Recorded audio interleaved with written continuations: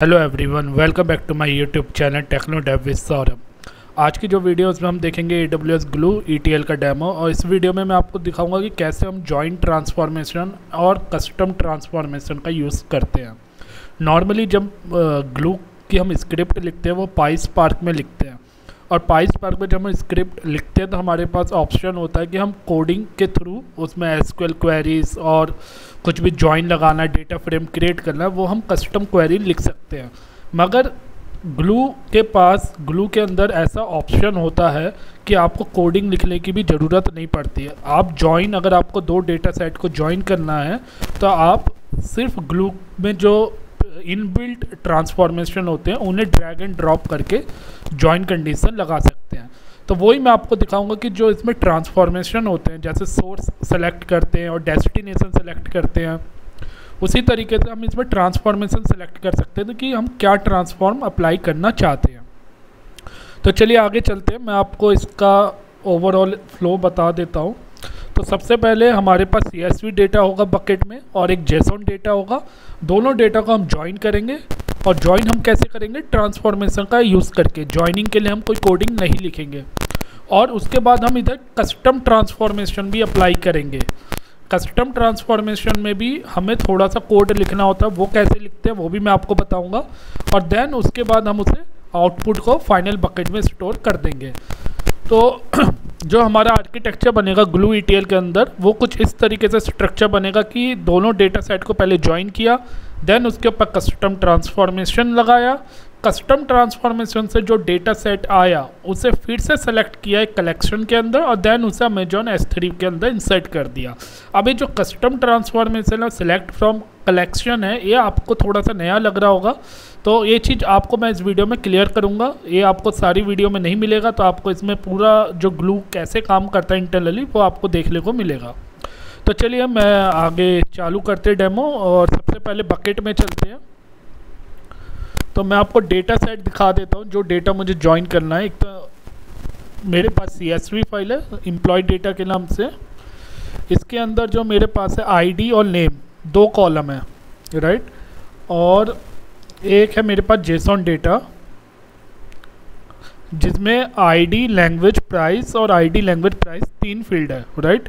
तो मैं ID और ID को ज्वाइन मारूंगा। जो इस JSON डेटा में ID दी हुई है उस ID को मैं एम्प्लॉय डेटा जो CSV फाइल है उसकी ID पे ज्वाइन मारूंगा। तो मैं इधर आपको एग्जांपल इसलिए दिखा रहा हूँ, छोटा सा एग्जांपल, ताकि आपको पता लगे कि एम्प्लॉय CSV फाइल और JSON फाइल को भी हम ज्वाइन कर सकते हैं। आप चाहो तो 2 CSV फाइल भी ले सकते हो, 2 JSON फाइल भी ले सकते हो, या कोई और स्ट्रक्चर भी ले सकते हो। तो चलिए अब इन दोनों फाइल को हम बकेट में देखते हैं। तो जो मेरा बकेट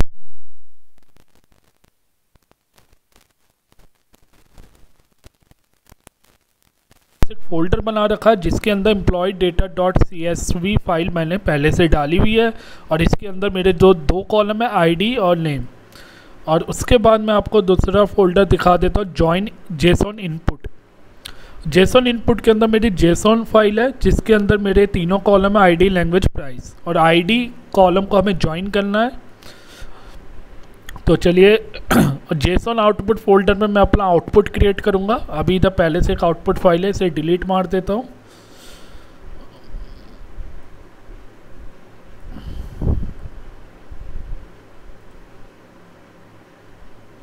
मैंने लगता है JSON इनपुट फाइल को डिलीट मार दिया जस्ट। चलिए इसे दोबारा से रिफ्रेश करके इंसर्ट करवा देता हूँ। ऐड फाइल में गए और JSON डेटा की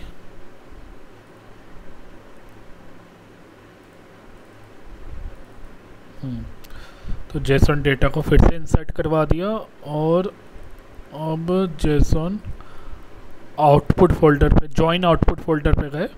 तो जॉइन आउटपुट में मेरा जो भी जॉइन करके फाइनल आउटपुट आएगा वो मैं इधर इंसर्ट करवाऊंगा। तो इसे पहले ब्लैंक कर देते हैं। तो जॉइन आउटपुट फोल्डर में मेरा फाइनल आउटपुट आएगा। तो चलिए अब हम ग्लू स्क्रिप्ट में चलते हैं AWS ग्लू में, और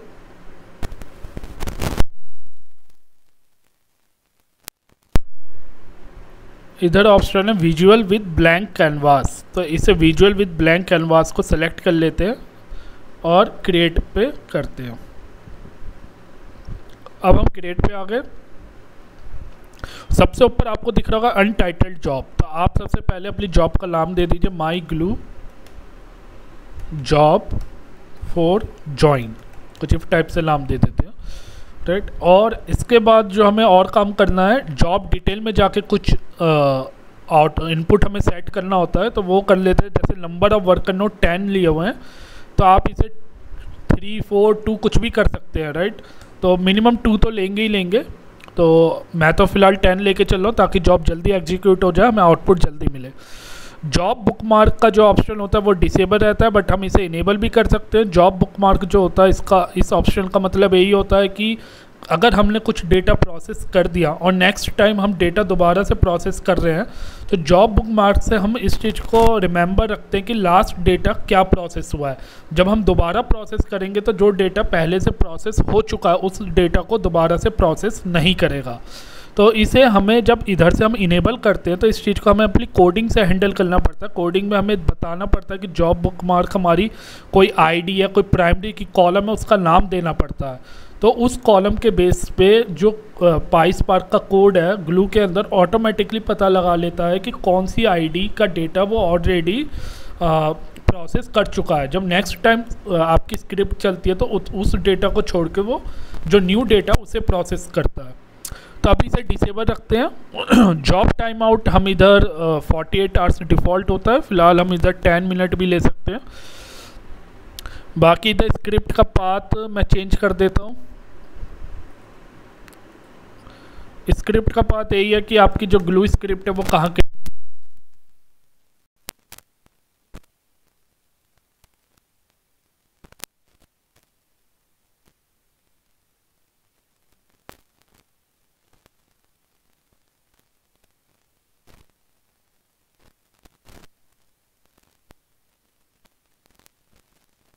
टेम्पररी पाथ जो होता है वो इसलिए होता है कि कुछ इसे अपनी टेम्पररी कैलकुलेशन करनी होती है पाईस्पार्क कोड को। तो वो उस कैलकुलेशन को करने के बाद वो उस सारे लॉग्स को कैलकुलेशन को ऑटोमेटिकली डिलीट भी कर देता है, बट उसे वो टेम्पररी स्टोरेज करने के लिए उस कैलकुलेशन का जो रिजल्ट है, जो भी एग्रीगेशन हो रहा है या कुछ भी सम हो रहा है, उस सारे रिजल्ट को टेम्पररी माई ग्लू में चल गए और इधर जो है टैम्प को हम सेलेक्ट कर लेते हैं। इस फोल्डर के अंदर वो कैलकुलेट करेगा और जब कोड एग्जीक्यूट हो जाएगा तो अपने आप इस टैम्प फोल्डर को डिलीट भी कर देगा, इसके अंदर जो भी लॉक्स उसने बनाए हैं। तो इतना काम हो गया। अब आ जाते हैं विजुअल पे। विजुअल में देखिए सबसे पहले हमें क्या चाहिए, सोर्स। 2 सोर्स चाहिए, एक जेसन फाइल के लिए और एक चाहिए CSV इनपुट फाइल के लिए। तो अमेजॉन S3 पे क्लिक कर लेते हैं। एक सोर्स ये ऑटोमेटिकली इसने क्रिएट कर दिया, आप देख सकते हो राइट साइड में। अब हमें क्या करना है, उस इनपुट पाथ देना है। तो ब्राउज S3 करते हैं और अपने बकेट के अंदर चलते हैं। माई ग्लू प्रोजेक्ट 1 के नाम से मैंने बकेट बनाया हुआ है, जिसके अंदर सबसे पहले मैं CSV इनपुट जो है फोल्डर उसे पिक कर लेता हूँ। अब डेटा फॉर्मेट क्या है मेरा, इसके अंदर CSV फाइल है, राइट, कॉमा सेपरेटेड है। और देखिए इधर लिखा हुआ first line of source file contain column header, तो इसे मैंने टिक किया हुआ है। क्यों किया हुआ है, क्योंकि आप देख सकते हो जो पहला फर्स्ट लाइन है जो मेरी CSV इनपुट फाइल है उसकी जो फर्स्ट लाइन है वो मेरी हेडर है, तो इसलिए मैंने इसे बाय डिफ़ॉल्ट टिक होकर आता है। और आप चाहो तो इसे हटा भी सकते हो, बट हमें टिक करे रहना है क्योंकि हमारी फर्स्ट लाइन हेडर है। अब उसके बाद आउटपुट स्कीमा में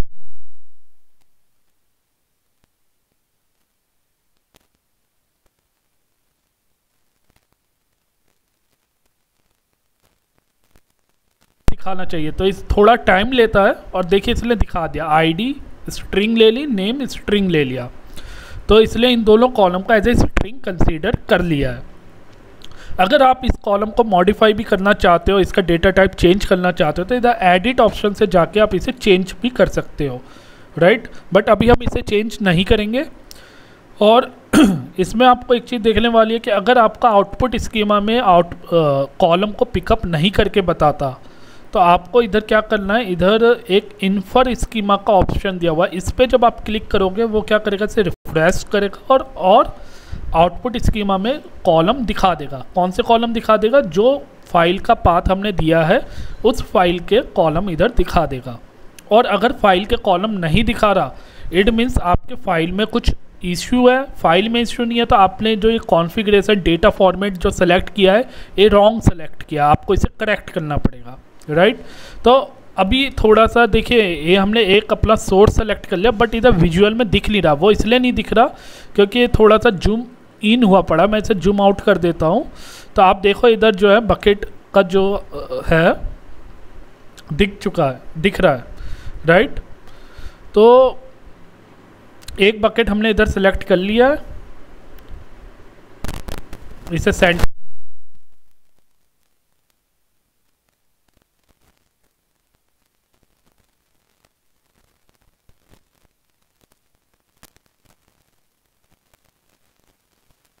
करेगा। तो दोबारा से अमेजॉन S3 में क्लिक करना है। देखिए इसमें हमें कुछ कोडिंग नहीं लिखनी है। अब क्या करना है, इस बकेट के लिए भी हमें पाथ दे देना है। तो ब्राउज S3 में गए, माई ग्लू प्रोजेक्ट 1 को सिलेक्ट किया और इसके अंदर जेसॉन इनपुट नाम से है फोल्डर जिसके अंदर जेसॉन फाइल है। और जेसॉन फाइल का डेटा मैंने आपको दिखाया था, आईडी, लैंग्वेज, प्राइस, 3 कॉलम है। इसमें जो आईडी है उस आईडी को मुझे ज्वाइन करना है। किससे ज्वाइन करना है, इस CSV फाइल की आईडी से। तो कौन कौन सी आईडी है, 110 120। तो 110 120 इन दोनों कॉलम को, जो अपर 2 कॉलम है इन्हें ज्वाइन करना है। तो सिर्फ अपर जो टॉप के 2 कॉलम है उन पे हम ज्वाइन कंडीशन लगा रहे हैं, वही 2 पिक होंगे क्योंकि ये दोनों वैल्यू मैच हो रही है, राइट। तो चूज़ कर लेते हैं इसे। डेटा फॉर्मेट इधर जेसॉन ले लेते हैं और अब उसके बाद आउटपुट स्कीमा में चलते हैं। इसलिए आउटपुट स्कीमा अभी पिक नहीं करा। अगर मैं इधर इन्फर स्कीमा पे क्लिक करता हूँ थोड़ा टाइम लेगा और आउटपुट स्कीमा देखिए इसने पिक कर लिया। इधर आईडी इंट लिया है, लैंग्वेज स्ट्रिंग लिया है, प्राइस इंट लिया है, राइट। और इधर डेटा प्रीव्यू का ऑप्शन होता है जिस पे आप क्लिक करोगे स्टार्ट डेटा प्रीव्यू, तो वो क्या करेगा, इस फाइल का डेटा भी दिखा देगा। मगर जब आप स्टार्ट डेटा प्रीव्यू सेशन पे क्लिक करोगे तो आपको रोल सेलेक्ट करना पड़ता है। कौन सा रोल, IAM रोल सेलेक्ट करना पड़ता है, राइट।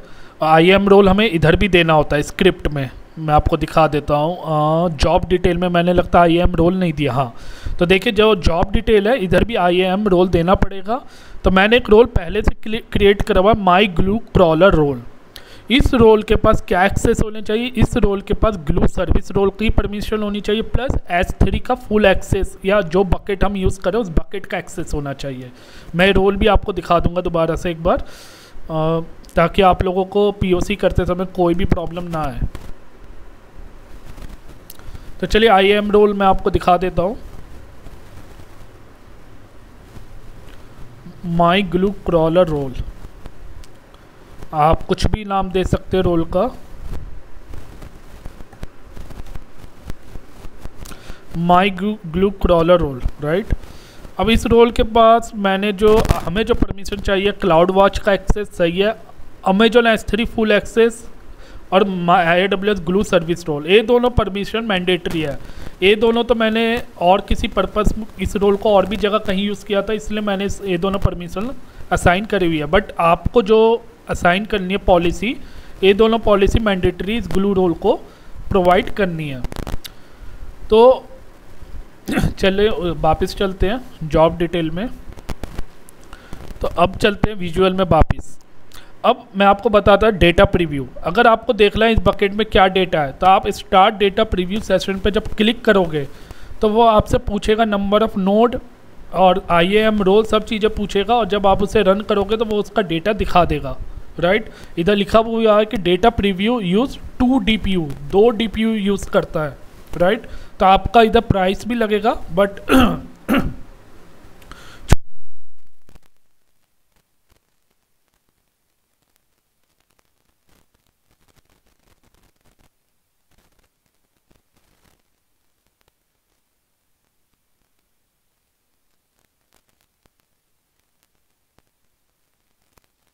आ गया, वैसे ऊपर भी दिख रहा था जॉइन का ऑप्शन, नीचे आ गया जब आपने टाइप करा जॉइन। तो जॉइन ये क्या है, ट्रांसफॉर्मेशन है, इस पर क्लिक कर देते हैं। जब जॉइन पे क्लिक करा तो आप देखो इधर इसका जो नोड पेरेंट है, देखो ये जॉइंट ट्रांसफॉर्मेशन आपको राइट साइड में दिख रहा होगा। इसमें जो नोड पेरेंट चीज़ है, अभी आप देख रहे हो इसका लिंक जो है सिर्फ एक बकेट से, जबकि हम जॉइन क्या कर रहे हैं, दोनों बकेट को जॉइन कर रहे हैं। हो सकता है कि दोनों बकेट का भी लिंक नहीं होता, इस चीज़ में काफ़ी ज़्यादा कन्फ्यूजन होती है लोगों को। अब ये जो एरो देख रहे हो, मैं इस एरो को रिमूव कर देता हूँ। कैसे रिमूव करूँगा, जो नोड पेरेंट्स दिख रहा है इसमें आप देखो अमेजॉन S3 डेटा सोर्स, जो पहला डेटा सोर्स है वो सेलेक्ट आ रहा है। अब जैसे मैं इसे क्रॉस मारूंगा, देखिए तीनों जो हैं आ चुके हैं, कोई किसी से लिंक नहीं है। और हमारा पर्पस क्या है, इस जॉइन वाले बकेट से, इस जॉइन वाले ट्रांसफॉर्मेशन से ये दोनों बकेट लिंक होने चाहिए, तभी जॉइन होंगे। तो आपको क्या करना है, जॉइन ट्रांसफॉर्म पे क्लिक करो और जो नोड पेरेंट आ रहा है इधर, नोड पेरेंट में जाके आपको डेटा सोर्स दिख जाएंगे, जितने भी डेटा सोर्स इस विजुअल में हमने सेलेक्ट करे हैं। अभी हमें सब चीज़ें विजुअल करनी है, कुछ भी कोडिंग नहीं करनी है। तो देखिए इसे सेलेक्ट कर लेते हैं और इसे सेलेक्ट कर लेते हैं। मैंने दोनों डेटा सोर्स सेलेक्ट कर लिया और आप देखो इधर जो है लिंक अपने आप एरो बन गए, और एरो से पता लग रहा है इस बकेट का डेटा जो कि CSV का डेटा है। इधर मैं लिख भी देता हूँ नेम, ताकि हमें कन्फ्यूजन ना हो, अमेजॉन CSV, राइट। और इस बकेट का डेटा क्या हमारा जेसोन का डेटा, इसका नाम भी चेंज कर देता हूँ राइट साइड में, अमेजॉन जेसोन S3। दोनों की प्रॉपर्टी देखो खुल के आती है, पहले जिस बकेट पे क्लिक करोगे उसकी प्रॉपर्टी खुल जाएगी। तो मैंने प्रॉपर्टी में जाकर उनका नेम चेंज करा बस, राइट। अब आ जाते जॉइन में। जॉइन में देखो इन दोनों के एरो बन गए, तो मतलब इन दोनों को जॉइन हो रहा है। बट अभी भी इधर क्वेश्चन मार्क ये देख रहे हो, ट्रायंगल बन के आ रहा है। अब ये पूरा कंप्लीट नहीं हुआ जॉइन, नीचे आना है। नीचे आके हमें क्या करना है, जॉइन कंडीशन बतानी है कि इन दोनों कॉलम को किस कॉलम के बेस पे जॉइन करोगे। तो मैंने आपको बताया था आईडी कॉलम देख रहे हो, इनकी वैल्यू मैच हो रही है 110 120, और इस जेसोन फाइल में भी आईडी कॉलम आ रहा है जिसकी वैल्यू 110 120। तो ऊपर की दोनों रो जॉइन हो जानी चाहिए और इनका डेटा पिक हो जाना चाहिए, मतलब कि एक ही फ्रेम में, एक ही टेबल में इनका सारा डेटा आ जाना चाहिए, राइट। तो मुझे क्या करना है, ऐड कंडीशन पे जाना है और इधर आईडी सेलेक्ट कर देना है। ये क्या है, जेसोन की आईडी सेलेक्ट हो गई। अब इधर अमेजॉन CSV S3, इधर भी आईडी सेलेक्ट कर ली, तो CSV दोनों की आईडी सेलेक्ट हो गई। अगर ये दोनों इक्वल हो जाते हैं तो मेरा डेटा फैच करके देगा, राइट। आउटपुट स्कीमा में चलो, आउटपुट स्कीमा इसने दिखा दिया, देख रहे हो आउटपुट स्कीमा इसने दिखा दिया। अब डेटा प्रीव्यू, अब देखिए इधर डेटा प्रीव्यू में मैं आपको दिखाता हूँ कैसे काम करता है। स्टार्ट डेटा प्रीव्यू सेशन पे मैं क्लिक कर देता हूँ। देखो इसने कहा क्रॉलर सेलेक्ट करो, बाय डिफ़ॉल्ट क्रॉलर वही आ गया, माई ग्लू क्रॉलर रोल, जो कि हमने स्क्रिप्ट की जॉब डिटेल में दिया था। इसे कंफर्म कर देते हैं। अब ये रन करके अगर इसलिए इधर आउटपुट कुछ दिखाया, इट मीन्स हमारी जॉइन कंडीशन एकदम करेक्ट चल रही है। और नहीं दिखा रहा, इसका मतलब हमारी जॉइन कंडीशन में कुछ ना कुछ एरर है, कोई डेटा फॉर्मेट का भी इश्यू हो सकता है, क्योंकि मैं अभी वो आपको मैं बताऊँगा। तो पहले वेट करते हैं कि डेटा दिखाता है नहीं दिखाता।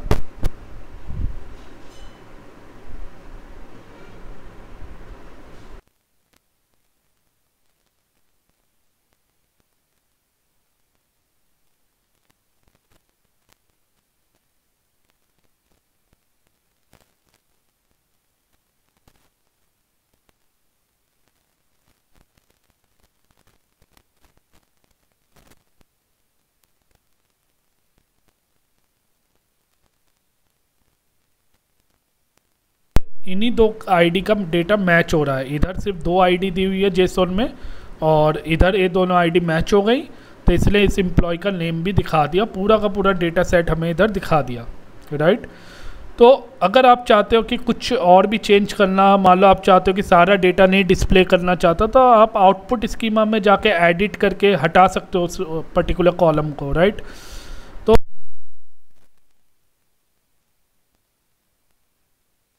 दोनों को ज्वाइन कर दिया, कोई ऐसा एरर नहीं दिया, राइट। अगर ये एरर देता तो आप हमें इस आईडी का जो है डेटा टाइप को चेंज करना पड़ता, वो भी हम इधर आउटपुट स्कीमा में जाके एडिट कर सकते थे, दोनों को इंट कर सकते थे। तो एक काम हमारा हो गया इधर। अब हमारा दूसरा काम जो है कस्टम ट्रांसफॉर्मेशन। अब चाहे तो हम डेटा सेट को एक टारगेट बकेट क्रिएट करके जॉइन डेटा सेट को उसमें स्टोर करवा सकते हैं, बट मैं आपको दिखाना चाहूँगा कि कस्टम ट्रांसफॉर्मेशन कैसे यूज़ किया जाता है। तो चलिए कस्टम ट्रांसफॉर्मेशन का हम देखते हैं। तो अब चलते हैं कस्टम ट्रांसफॉर्मेशन पे क्लिक करते हैं। अच्छा, जिस भी नोड पे आप क्लिक करके, जैसे मैंने इधर जॉइन पे क्लिक करा है, जॉइन पे क्लिक करने के बाद मैं इधर प्लस में गया ऐड नोड, और इधर मैं कस्टम ट्रांसफॉर्मेशन का नोड ऐड कर रहा हूँ, तो वो ऑटोमेटिकली जॉइन नोड से कनेक्ट हो जाएगा। दिखाता हूँ, अब देखिए कस्टम लिखा हुआ, मैंने इस पर क्लिक करा और इसे अब मैं कर देता हूँ क्रॉस। तो आप देख सकते हो, थोड़ा सा इसे बढ़ा देता हूँ, जूम कर देता हूँ, तो आप देख सकते हो कि इसने जो है कस्टम ट्रांसफॉर्मेशन नीचे जो है क्रिएट कर दिया है। थोड़ा सा इसमें जूम की प्रॉब्लम रहती है, तो आप लोगों को थोड़ा सा स्मॉल दिख रहा होगा, बट आप देख सकते हो इधर जॉइन से इसने लिंक करके नीचे कस्टम ट्रांसफॉर्मेशन क्रिएट कर दिया है। तो अपने आप इसने नोड पेरेंट किसे सेलेक्ट कर लिया, जॉइन। देखिए नोड पेरेंट का ऑप्शन आ रहा है। अगर आपका कस्टम ट्रांसफॉर्मेशन जॉइन से लिंक नहीं हो रहा, क्योंकि जॉइन के बाद हमें कस्टम ट्रांसफॉर्मेशन अप्लाई करना है, तो नोड पेरेंट में जाके आपको इधर जो जो चीज़ें विजुअल पे आपने सेलेक्ट किए सब दिख जाएंगी। तो इधर आपको कस्टम ट्रांसफॉर्मेशन जॉइन दिख जाएगा, जॉइन का ऑप्शन। तो इधर जॉइन पे क्लिक कर लो, तो ऑटोमेटिकली जो कस्टम है वो आपका जॉइन से क्लिक हो जाएगा, राइट। तो अब देखिए द कोड ब्लॉक आ गया है। कोड ब्लॉक में आप लाइन देख रहे हो, एक फंक्शन क्रिएट होके आ गया, डायनेमिक फ्रेम कलेक्शन। इसका क्या मतलब है कि जो फंक्शन है माई ट्रांसफॉर्म, वो जॉइन से जो भी डेटा आ रहा है उसे कलेक्ट कर रहा है, राइट या कलेक्ट करेगा। तो इस फंक्शन में हमें वो कोडिंग लिखनी है कि जॉइन से जो भी डेटा आ रहा है उसे कलेक्ट करो और उस पर ट्रांसफॉर्मेशन अप्लाई करो। क्या ट्रांसफॉर्मेशन अप्लाई कर सकते हैं, जैसे कि हमने जॉइन के डेटा सेट में देखा था कि हमारे पास रिकॉर्ड आ गए थे, बट मैं चाहता हूँ कि मेरे जो लैंग्वेज है पाइथन, जावा और जो मेरा नेम है एलेक्स, जॉन, इन सबको कैपिटल लेटर में कर दो, अपर केस में कर दो। तो एक तरीके का क्या हो गया, कस्टम ट्रांसफॉर्मेशन हो गया। तो वो चीज़ के लिए हमें कोड तो लिखना पड़ेगा, मगर हमें ग्लू स्क्रिप्ट के अंदर जाके कोड लिखने की ज़रूरत नहीं है, हम इधर ही कोड लिख देंगे। कहाँ पे, इस ब्लॉक में। तो वो कोड मेरे पास मैंने लिखा हुआ है, मैं आपको दिखा देता हूँ कोड कहाँ कैसे काम करेगा।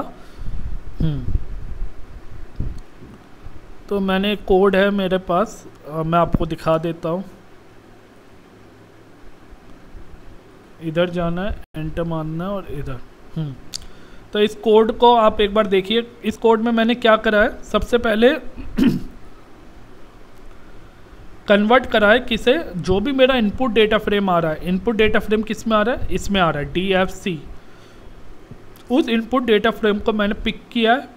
इनपुट डेटा फ्रेम में मेरे पास क्या आ रहा है, जॉइन, जो जॉइन में ये दोनों डेटा सेट, उस जॉइन का कलेक्शन जो है वो इस इनपुट डेटा फ्रेम के पास आएगा एज ए इनपुट। तो उसमें से मैंने क्या करा है, उस जॉइन में से मैंने जो उसकी कॉलम की वैल्यू है वो पिक करी है और उसे क्या करा है, पाई स्पार्क के डेटा फ्रेम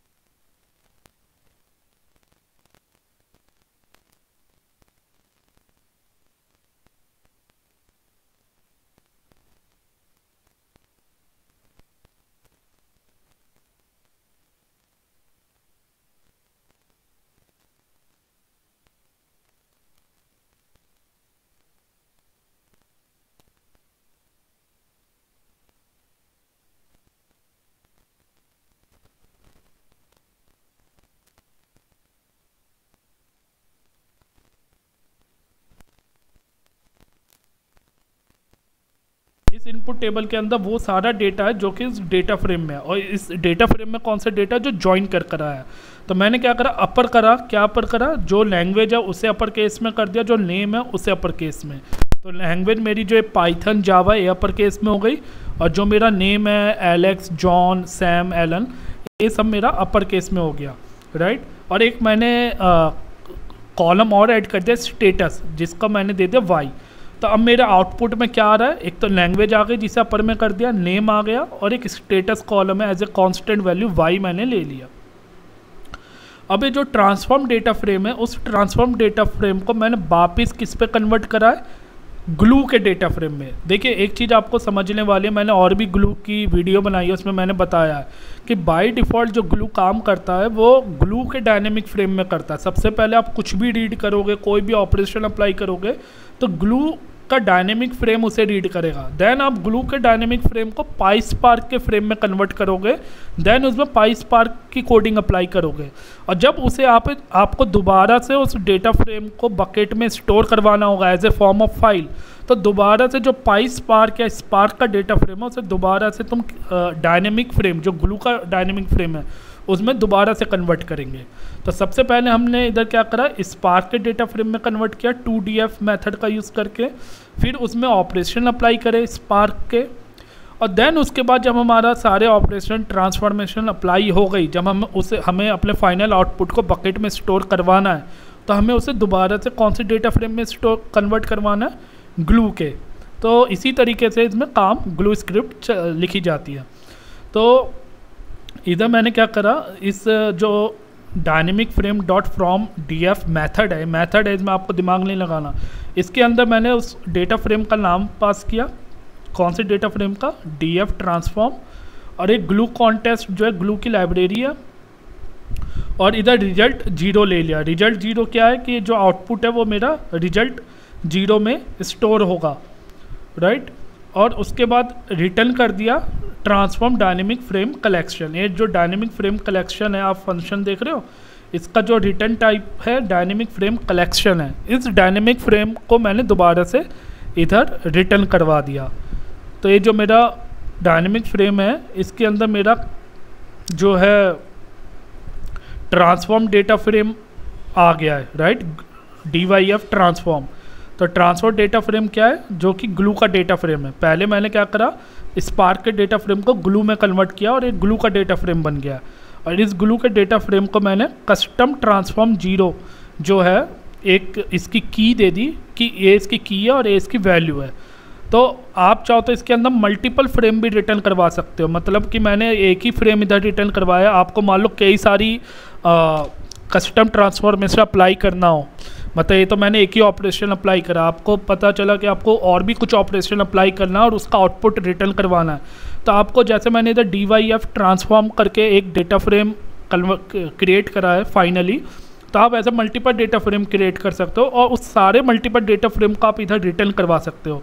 जैसे कि मैंने इधर कस्टम ट्रांसफॉर्म 0 कॉलन करा, आप कॉमा लगा के एक और की का नाम कुछ भी रैंडमली दे सकते हो, कस्टम ट्रांसफॉर्म 1, और कॉलन लगा के अपने डेटा फ्रेम को रिटर्न करवा सकते हो। तो इधर आपका डेटा फ्रेम इधर रिटर्न हो गया और उसका की क्या है, कस्टम ट्रांसफॉर्म 0। तो अब मुझे डेटा फ्रेम का आउटपुट को जो एक्सेस करना वो मैं कैसे करूँगा, इस की, ये जो की है कस्टम ट्रांसफॉर्म 0, इसकी हेल्प से करूँगा।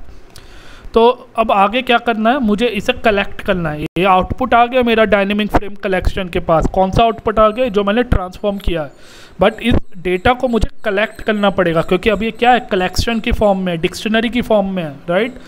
अब मुझे इसमें से कलेक्ट करने के लिए एक ट्रांसफॉर्मेशन और अप्लाई करनी पड़ेगी, जो कि मैंने आपको बताया था, सेलेक्ट फ्रॉम कलेक्शन। तो हमें डेटा को कलेक्शन से सेलेक्ट करना पड़ेगा।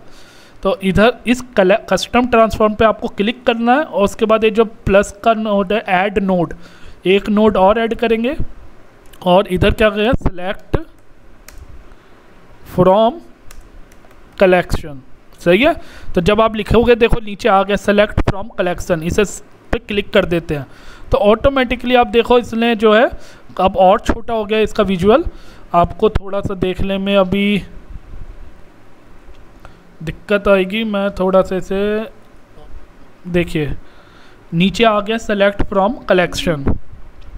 तो सेलेक्ट फ्रॉम जो कलेक्शन है, आप इसमें देख सकते हो कि इसने ऑटोमेटिकली जो नोड पिक किया, कस्टम ट्रांसफॉर्म किया है। अब कस्टम ट्रांसफॉर्म के नीचे बन गया सेलेक्ट फ्रॉम कलेक्शन, और इसका नोड पेरेंट जो इसने सेलेक्ट कर लिया कस्टम ट्रांसफॉर्म करा है। अब इधर आपको फ्रेम इंडेक्स अप्लाई करना है, जैसे कि इधर 0 है, राइट। तो 0 मतलब क्या है, जो पहला इसमें इंडेक्स मैंने आपको बताया था ना कि एक कस्टम ट्रांसफॉर्म 0 है, ये 0 इंडेक्स पे है, मतलब कि इस वाले डेटा फ्रेम को पिक कर लेगा। और अगर मैं इधर 1 दे देता कस्टम ट्रांसफॉर्म में जाके, अगर मैं इधर 1 देता, 1 की वैल्यू आ जाती, तो इसका मतलब मान लो इधर 2 डेटा फ्रेम मैंने दे रखे हैं, मतलब कि इस कोडिंग में मैंने जैसे कि इधर की 0 है, अगर इधर मैं एक और इधर दे देता कि कुछ ऐसा करके, और इधर एक और की बना के डेटा फ्रेम दे देता, तो उधर ऑटोमेटिकली लूप में 1 का भी ऑप्शन आता है कि आप 0 1 में से कौन सा सेलेक्ट करना चाहते हो। तो अभी तो हमारे पास एक ही की है, तो इधर 0 सेलेक्ट करते हैं, राइट। आउटपुट स्कीमा में देखिए इसने ऑटोमेटिकली आउटपुट स्कीमा सेलेक्ट कर लिया है, राइट। अब इतना हमारा हो चुका है काम। उसके बाद जो फाइनल काम है, अब हमने कलेक्ट भी कर लिया। अब कलेक्ट करने के बाद हमें क्या करना है, S3 में डेटा को स्टोर करवाना है, सही है। अब हमने डेटा कस्टम ट्रांसफॉर्म में से अप्लाई करने के बाद हमने जो है S3 में डेटा को स्टोर करवाना है। तो अभी इसमें सबसे बड़ी दिक्कत इसमें थोड़ा सा जूम की रहती है, ताकि इसमें फिर से लगता है फिर से सेलेक्ट करना पड़ेगा, वो हट गया है। इसे सेलेक्ट करते हैं, नोड पे चलते हैं और सेलेक्ट फ्रॉम कलेक्शन कर लेते हैं।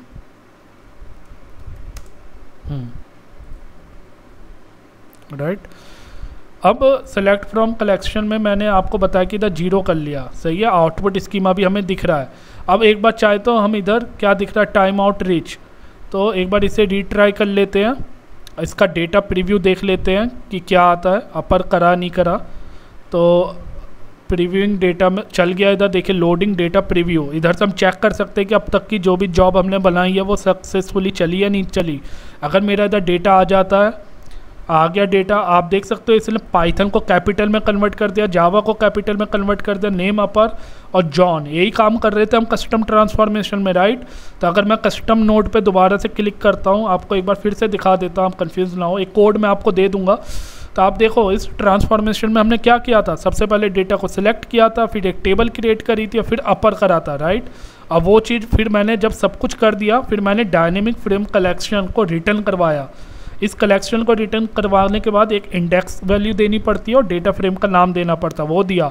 उसके बाद सेलेक्ट फ्रॉम कलेक्शन एक नोड और क्रिएट किया जहाँ से हमने इसे सेलेक्ट किया, और इधर 0 ऑटोमेटिकली सेलेक्ट होकर आ गया, 0 इंडेक्स की वैल्यू हमें प्रिंट करवानी है। और जब डेटा प्रीव्यू में चेक करा तो हमें वही डेटा मिल गया जो हमने ट्रांसफॉर्म किया था, राइट। अब हमें सिंपली क्या करना है, बट टारगेट बकेट चाहिए, सही है। टारगेट बकेट किसके बाद चाहिए, सेलेक्ट फ्रॉम कलेक्शन नोड के बाद चाहिए। तो सेलेक्ट फ्रॉम कलेक्शन नोड को सेलेक्ट करो, उसके बाद इधर प्लस पे जाओ और इधर हमें क्या लिखना है, S3 टारगेट। तो S3 टारगेट बकेट चाहिए, तो टारगेट भी लिख के देखते हैं, टारगेट। तो एक ग्लू डेटा कैटलॉग आ गया, आप देख सकते हो इधर लिखा हुआ आ रहा है Amazon S3 target bucket path S data target, right. इस पर क्लिक कर देते हैं तो नीचे आप देखो काफ़ी स्मॉल हो गया है थोड़ा सा, क्योंकि इसमें थोड़ा सा जूम की फंक्शनलिटी प्रॉब्लम करती है। तो मैं आपको दिखा देता हूँ, इसे जूम कर दिया। तो सबसे पहले ज्वाइन करा, फिर कस्टम किया, फिर सेलेक्ट फ्रॉम कलेक्शन किया, फिर टारगेट नोड को सेलेक्ट करके इधर क्रिएट कर दिया। और जो इसका पेरेंट है वो कौन है, सेलेक्ट फ्रॉम कलेक्शन। तो नोड पेरेंट में ऑटोमेटिकली सेलेक्ट होके आ गया सेलेक्ट फ्रॉम कलेक्शन। अगर नहीं आता आपके केस में तो आपको इधर से मैनुअली सेलेक्ट करना पड़ेगा कि आप किस नोड से लिंक करना चाहते हो। तो मैं इस अमेजॉन S3 को सेलेक्ट फ्रॉम कलेक्शन से लिंक करना चाहता हूँ, राइट। तो इसलिए नोड पेरेंट्स में ऑटोमेटिकली इधर आ गया। अगर आपके केस में नहीं आता तो आपको सेलेक्ट करना पड़ेगा। अब मुझे आउटपुट किस फॉर्मेट में स्टोर करवाना है, तो पार्क्वेट में करवाऊंगा तो थोड़ा देखने में दिक्कत हो सकती है, राइट। वरना पार्क्वेट जो भी फॉर्मेट दे रहा है इधर पार्क्वेट ही दे रहा है। आई थिंक जेसॉन भी है, जेसॉन फॉर्मेट में भी स्टोर करवा सकता हूँ, तो जेसॉन सेलेक्ट कर लेता हूँ। कंप्रेशन टेक्निक रहने देते हैं और इधर S3 का पाथ दे देते हैं, किस पाथ में मेरा आउटपुट फाइनली सेलेक्ट होगा। माई ग्लू में गए, माई ग्लू प्रोजेक्ट में गए और इधर जो है जॉइन आउटपुट को मैंने सेलेक्ट कर लिया और इसे चूज़ कर लिया। मेरा अब सब कुछ सही है, सब कुछ। एक बार मैं आउटपुट स्कीमा और सेलेक्ट कर लेता हूँ। आउटपुट स्कीमा आ रहा है, डेटा प्रीव्यू अपने आप इधर रन होकर दिखा भी देगा डेटा प्रीव्यू भी, राइट। मगर अब हमें आउटपुट चाहिए, तो अब इसे हमें रन करना पड़ेगा। और रन हम कैसे करेंगे, अब हमारी जॉब कंप्लीट हो चुकी है। ऊपर सबसे ऊपर ऑप्शन दिया हुआ है सेव का, तो इधर सेव करेंगे, मतलब इस पूरा जो स्क्रिप्ट क्रिएट हुई है, अभी तक हमने स्क्रिप्ट को सेव नहीं करा। अगर आप इसे क्लोज कर दोगे, आपकी सारी स्क्रिप्ट, सारे चेंजेस चले जाएंगे। आपको देखना है कि आपके सारे चेंजेस जो भी आपने स्क्रिप्ट लिखी है, ये स्क्रिप्ट बैकएंड में ऑटोमेटिकली लिख देता है। आप स्क्रिप्ट टैब पे क्लिक करोगे तो पूरी स्क्रिप्ट इसने ऑटोमेटिकली लिख दी है, राइट। ज्वाइन भी कर दिया, सब चीज़ें इसने कर दिया ऑटोमेटिकली, और अपने आप लिंक कर दिया। अब बट इस स्क्रिप्ट को सेव भी करना पड़ेगा ताकि आप इसे रन कर पाओ और दोबारा जब सिस्टम ओपन करो तो आपको स्क्रिप्ट दिखे। तो इधर सेव कर देते हैं। तो अब स्क्रिप्ट सेव हो चुकी है। अब रन पे चलते हैं और इसे रन कर देते हैं। इधर दिखा नहीं रहा, कहाँ गया स्क्रिप्ट में। अच्छा, इसे एक्शन में जाके रन करेंगे तब ये रन पे आएगा। तो एक्शन में गए और इधर से एक्शन के बगल में रन बटन है, रन पे क्लिक कर देते हैं। अब ये रन हो चुका है। अब ये रन्स पे जाएंगे तो दिखाएगा इधर, देखिए रनिंग स्टेज पे आ चुका है। तो अब ये रन हो रहा है। रन होने के बाद इसे जो है जॉइन आउटपुट नाम से जो मैंने फोल्डर बनाया हुआ है, इस फोल्डर में डेटा को इंसर्ट करवाना है, राइट। तो देखते हैं करवाता है नहीं करवाता।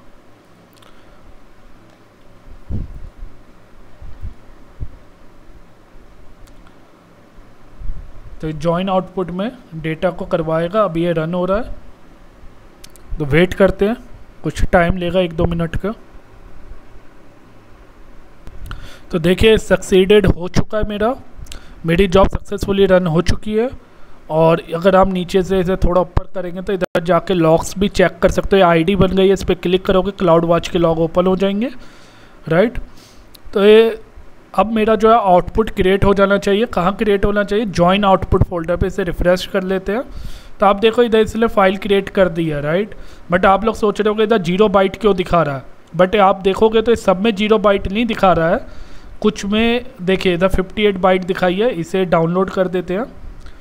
और एक इधर 60 बाइट दिखाई है, इस फाइल को भी डाउनलोड कर लेते हैं,